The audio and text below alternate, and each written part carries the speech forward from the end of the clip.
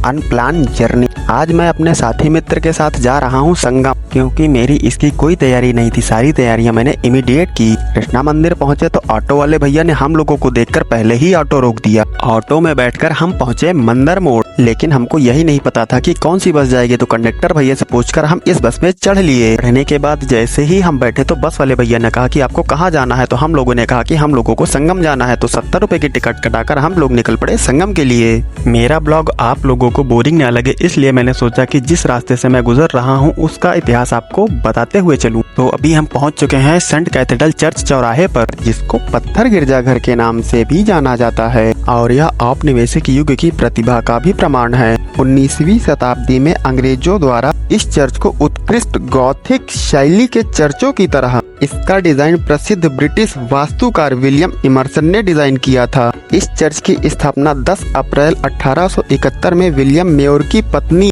Elizabeth हेंटल वेमिस के द्वारा किया गया था, और 17 साल बाद 1887 को इसको क्रिश्चियन धर्म गुरुओं के द्वारा पवित्र किया गया, और उसके 4 साल बाद यह पूरा किया गया। उस समय इस चर्च को बनाने में marble, red sand stone glass का इस्तेमाल हुआ था। तो अभी हम आ चुके हैं सिविल लाइन सुभाष चौराहे पर। क्या आप जानते हैं कि इस सिविल लाइन को बसाने से पहले कितने गांवों को जलाया गया और कितने लोगों को मौत के घाट उतारा गया? हमारे इलाहाबाद सिविल लाइन का भी रिश्ता 1857 की क्रांति से है, क्योंकि इसको बसाने से पहले अंग्रेजों ने समदाबाद, छीतपुर, रसूलपुर समेत 8 गांवों को जलाकर बर्बाद कर दिया, और जिसमें लगभग 6000 क्रांतिकारियों को मौत के घाट उतारने के बाद सभी गांवों पर कब्जा कर 1857 में सिविल लाइन की आधारशिला रखी गई, और 1858 में सिविल लाइन अपने मूर्त रूप में आया, जिसके एक हिस्से में अल्फ्रेड पार्क बनाया गया, जिसका नाम चंद्रशेखर आजाद पार्क है, और इसको कंपनी गार्डन के नाम से भी जाना जाता है। ऑल सेंट्स कैथेड्रल चर्च और सिविल लाइन के इतिहास की चर्चा करते करते कब हम तिकोनिया पहुंच गए पता ही नहीं चला। तिकोनिया पहुंचकर रिक्शे में बैठकर हम चल पड़े संगम की तरफ, लेकिन रिक्शे वाले भैया ने हम लोगों को बड़े हनुमान मंदिर के पीछे ढलान पर ही छोड़ दिया। बोले कि अब यहाँ से आपको पैदल ही जाना पड़ेगा।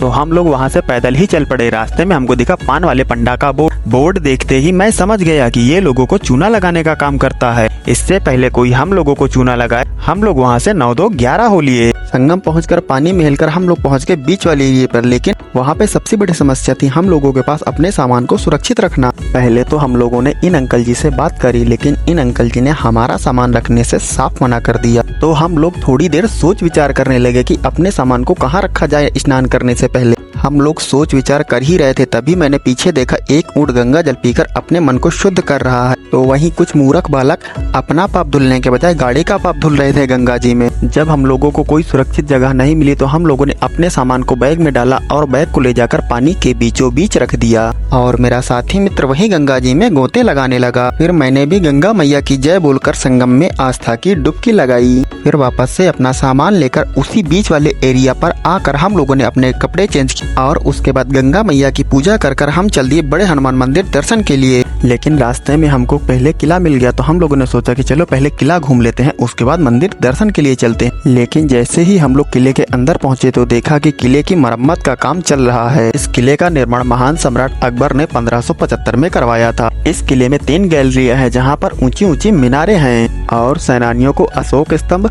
सरस्वती और जोधाबाई महल देखने की इजाजत है। इसके अलावा यहाँ एक बरगद का बहुत पुराना पेड़ है, जो कि अक्षयवट के नाम से बहुत प्रसिद्ध है। लेकिन अभी किले की मरम्मत का कार्य प्रगति पर है, इस वजह से सारी जगह बंद है। फिर हम बढ़ चले मंदिर की तरफ, और रास्ते में चलते चलते मैंने इन अंकल जी से फूल खरीद, और उसके बाद इन भैया जी से 100 रुपए के आधा किलो लड्डू, फूल माला और प्रसाद खरीदने के बाद मैं भी बजरंगबली के दर्शन के लिए लाइन में लग गया। लेकिन फिर मैंने देखा कि कुछ लोग बिना लाइन के ही दर्शन के लिए जा रहे हैं, तो मैं भी उनके साथ हो लिया। पहले तो लगा कि मैं अकेला ही हूँ, लेकिन जब मैंने पीछे देखा तो मेरे पीछे बहुत सारे लोग ऐसे ही आ रहे थे, और देखते ही देखते लगभग 5 मिनट के अंदर ही मैं मंदिर के द्वार पर पहुँच गया, और पूरा मंदिर बजरंगबली के जयकारों से गूंज रहा था। मंदिर में इतनी भीड़ थी कि कुछ लोग नीचे से दर्शन कर रहे थे, तो कुछ लोग मंदिर के ऊपर से दर्शन कर रहे थे। पहले मंदिर में सिर्फ नीचे से दर्शन करने की व्यवस्था थी, लेकिन अब मंदिर को ऐसे बना दिया गया है कि आप बजरंगबली जी के दर्शन नीचे और ऊपर दोनों जगह से कर सकते हैं। बजरंगबली जी के दर्शन करने के बाद फूल माला प्रसाद चढ़ा